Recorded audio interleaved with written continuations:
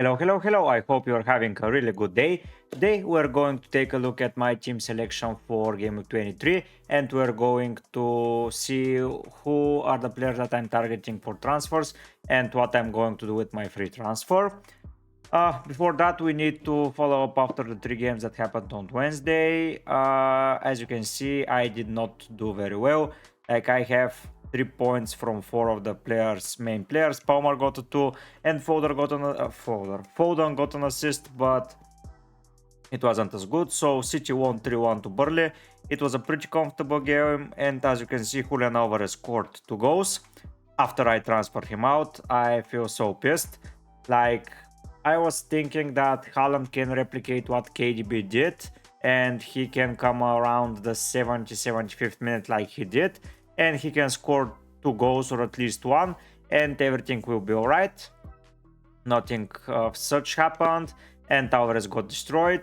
If you feel for me, and yeah, I feel sad, and if you feel for me, you can subscribe to the channel, like the video, because more and more damage is going to be caused to my team if I continue removing players before their easier fixtures. But I had a hunch, like, if you can see, can I target Alvarez? Yeah, Alvarez, like, he hasn't scored 2 goals the whole season. Like, he's scoring one here or there, but most probably against the weaker sides, he didn't perform at his best. Today he got 2 goals and we will get 3 bonus, so 13 points from him. Rodri scored, De Bruyne assisted, Foden assisted, so it was pretty much equaled, but yeah, I didn't feel alright. At the end of the game, City conceded, so that was bad for their clean sheet run. Going into some notes that I've taken from that game, Doku and Mateus Nunes were impressive. I really liked how they played. KDB back to the starting lineup, that's always a good news for Manchester City. Haaland is back in play, which is always good. Foden White, not as good as a central attacking mid. Yeah, Foden wasn't involved at all, especially in the first half. I watched the whole first half and a bunch of the second, but I didn't enjoy how Foden was playing. And the defense got rotated. Rico Wills and John Stones came for Ruben Dias and Kyle Walker. Bernardo Silva got a rest, so it's interesting to see how they're going to line up for the next fixture, which is on Monday. So they have around 5 to 6 days rest, so that's good for them. Looking at Burnley's side of things, they didn't offer too much in the game, and after all the changes for City, they became better, but yeah, it wasn't enough for anything. I cannot take anything good from that game, at least in my opinion. For the fantasy world, Spurs 3-2, Johnson, Richarlison, Udogi scored. Ford didn't score for my team, didn't get an assist. Maddison got an assist and Werner got an assist. Tony assist and a goal. Tony is just a gem for FPL, but it's pretty hard to maneuver around him and put him in the side. I have to look and maybe find a way to put him in, but that's for a little bit later on. Udogi with the 3 bonus, Madison with the 2, and we have Tony Maupay and Johnson with 1 bonus points. So Tony a goal and an assist, that's 4, 7, 9, 10 points from a pretty mediocre performance by Brentford standards and by Brentford. But yeah, Spurs were attacking. The things that I wrote from that game was so much better than the game against City for the FA Cup. Yeah, they scored 3 goals, attacked more, but they still conceded 2 goals, and Maddison got injured again, so I was planning to bring in Maddison. He gave an assist. That's hence why Pedro Porro wasn't doing so much better like he was doing in previous weeks. But now he's injured and we need to follow up on his injury and see how long he will be out. While on the other side, Brentford, I wrote for them 3-5-2 once again. Tony Great again can score against anyone. Yeah, that's true. It's not like Spurs is the best defense in the league, but Tony can score.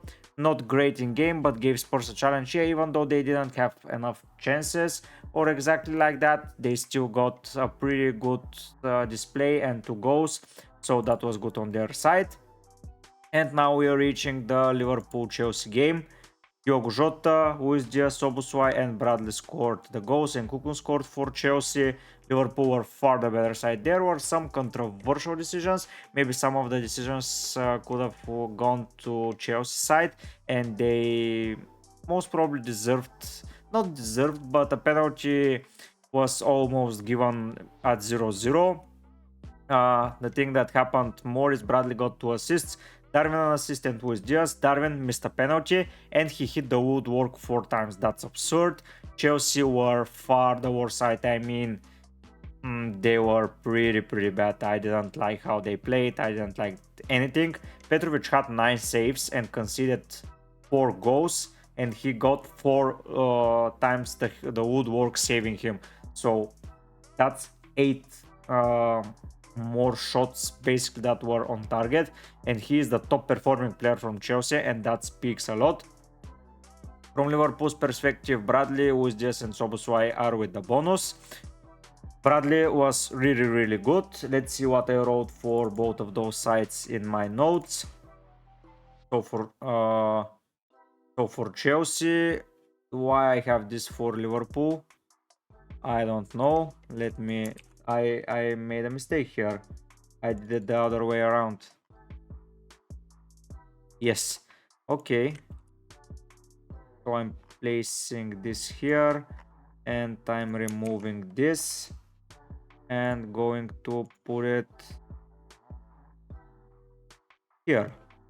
Okay, yeah, I made a mistake while writing the file, but yeah, Liverpool were far the better side. Nunes missed a pen and hit 4 times the woodwork.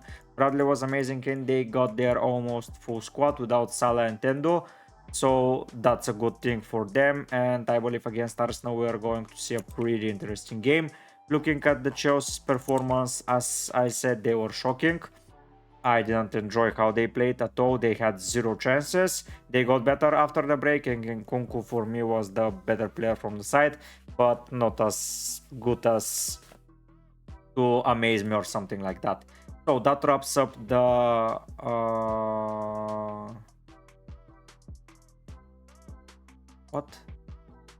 what did I do here? Did I save it? Yes, I saved it. Okay, so that's the team. Like I mentioned, Haaland and Trent started both on the bench and they got 1 point. Pedro Porro 1 pointer and Palmer 2 pointers. 2 points. He was terrible. Basically in defense I have 2 points. In midfield, yeah, Foden and Saka returned, but Haaland is just not enough. My players are not performing well. Players like Richarlison, Gordon didn't perform yesterday, but Richarlison, KDB, who I didn't pick because I thought that he needed time. Then I took the risk for Haaland, as I thought that he wouldn't need as much time. I was wrong. I made those mistakes. I learned from them, and I will attack the season next time better, for sure. So follow me for next season. I know this rank for me is not amazing, but my insights are alright. I just need to change a little bit my approach of the game. Maybe look for players before they start returning, like Foden and Gw23 were amazing for several weeks. I decided to get them and they weren't up to par right now, while players returning like KDB, yeah, Richarlison, to be fair, he was amazing, but Jota I could have gotten for instead of Foden or Gw23.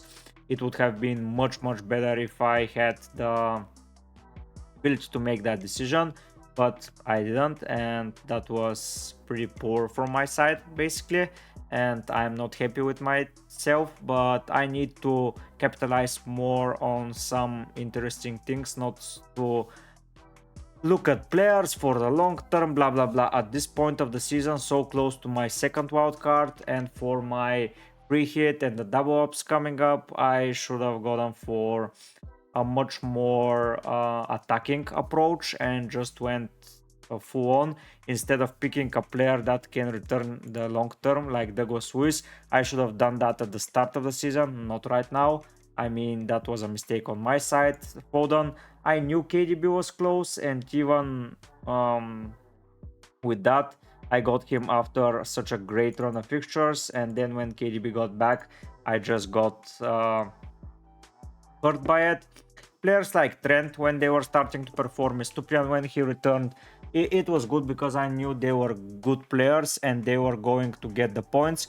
Pedro Porro, when he was going on set pieces, was such an example, but for now I need to change my approach. Like the Haaland approach is the right way to do so, just it didn't work out. But the Foden and Douglas Luiz, I need to revisit that strategy and to remember never to pick the yesterday news and go for a player that may cause damage and is world class like Jota, because he was going to play no matter what basically. Even Darwin Núñez, Ivan Toney is such an option. I need to be better next season and that, and capitalize on returns or on players that are in the shadows of the others and they are going to strike. Like this season I got Trippier when he was like 7 games in a row with a return and then he stopped returning. Saka, I've kept him for too long and yeah, he paid out, but after this return like 5, 6, 8, 15, 18 points from 6 games, that's not enough. Like yeah, this return is good, but if I manage to find those targets, who should I remove and who should I go for, it's going to be great. I need to look more in depth in numbers and etc. and follow up more games. So yeah, I'm writing that as a note to myself and I promise I'm going to be better next season, so be prepared for that. I hope to finish this season strong, by the way. I have not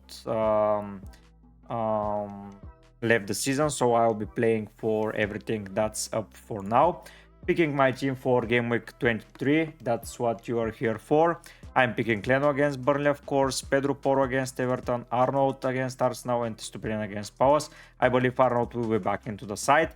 Saka against Liverpool, Bowen against Manchester United, Foden against Brentford, Douglas Luiz against Sheffield, and Palmer against Wolves make my midfield. Haaland is going to be my captain. If I hear from Guardiola that Haaland isn't playing, yeah, of course I wouldn't captain him. But unless there's some news, Haaland is my captain because Brentford are conceding so many goals. And I believe Haaland can capitalize and finally be a great decision. I don't know if that's the right decision, but personally, I want to have fun until the rest of the season. So Haaland is going to be that bunch. And Watkins is wrapping up the squad. So my transfer plans. For Gameweek 25, by the looks of it, we have one confirmed double up. It's City and Brentford. So I need to prepare for that fixture. I already have 2 players from City and I'm thinking of bringing Ivan Toney. The way to do so is to remove Archer and just get Toney. I will play with Douglas Luiz on the bench, even though he has some easier fixtures in that run. That's a little bit of a dangerous decision. The other thing is Liverpool and Chelsea play on the final on the 26th. That means that their games most probably are going to be rescheduled for Gameweek 25 as well. It's just not yet confirmed. That means that I need at least one attacker from Liverpool. So the reason I'm waiting for is to bring back Salah. If I sell Bowen and pick Salah, I have 1.7 million to find from somewhere. That somewhere, it's most probably going to be either Watkins, like for this run, I'm 26 and 27, I may keep him, especially in 28 and 29 if he has a game. Or if Chelsea proceeds to the next round, I know Saka is having a away fixture to Burnley in 25. But then it's home to Newcastle, then it's away to Sheffield. Yeah, he has an easier fixture run. But I can save the money from here. Like, I can go for 7.1. And guess who is in that price range? It's fucking Richarlison. So yeah, I can get Richarlison in if everything with the money is alright. But even if it isn't Richarlison, yeah, Madison is too expensive. Son is too expensive. But I can go for someone else that is going to have a double up and maybe capitalize on that. So Chelsea, Spurs, Luton and Liverpool are the teams to target in my opinion. So if I'm looking for 1.7, I can either sell Porro, but that's not a great decision, or I can sell Trent and just go for another player with a double up. But I don't like to sell Trent before a double up against Luton especially, so that's out of the question. I may need to take a hit. So if I sell Douglas Luiz for McCarthy, let's say, and bring him like that, and then I need to find 0.5 more. So maybe there is a reason to sell out Solanke and get Ivan Toney in. So I have the money for that, but this isn't going to be the proper decision, sorry about that. And I wouldn't have proper 11 starting each game. So that's going to be hard as well. The only way is to sell Saka and see who I'm going to buy. Because yeah, I'll miss him against Burnley, but here I'll have Salah for 2 times and maybe another solid player for Gameweek 25 who has a good fixture run in 25 and onwards. Like for 26 I'm going to get him because he isn't blanking. For 25 Brighton are having okay fixture. Palace, if Ulizi is fit, I can get him. United, no. Maybe Newcastle against Bournemouth, then Wolves, then Palace. No, Palace, they're not going to play most probably, but Gordon, maybe here an option, especially if he is playing as a striker. So maybe I can sell this week Bowen, get Gordon, and I have 5.3 in the bank, and I can easily sell Saka for Salah if he's fit. If he is not fit, I can sell Douglas Luiz and just get Jota for the double up, and I will be alright. I know I'm making a side transfer with Gordon, but he's going to be playing as a striker if Isaac and Wilson are out, by the looks of it. And when he plays as a striker, he is doing pretty well. Like, if I go to here to transfer marked and take a look at Gordon, let's take a look. Anthony Gordon. So if we go here and choose him as an attacking mid, let's see the stats. Where are the stats? Okay, stats, current season. Okay, can we move a little bit faster? When he's a center forward, he has 2 games as a center forward and he hasn't scored, so that's a little bit worrying.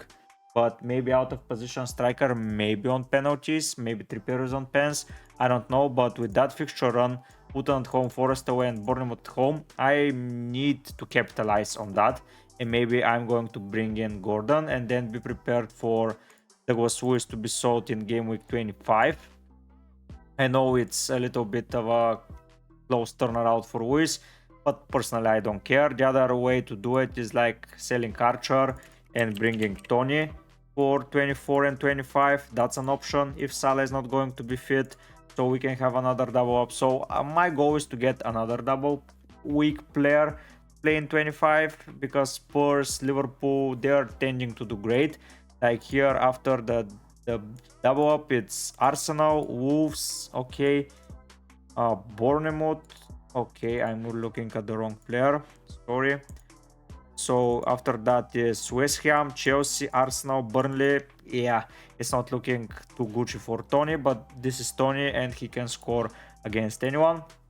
I have options. I will listen to the press conferences and I'll come back with a decision. But Gordon is a pretty good shout out to get into my side and just rely on him for that good fixture run.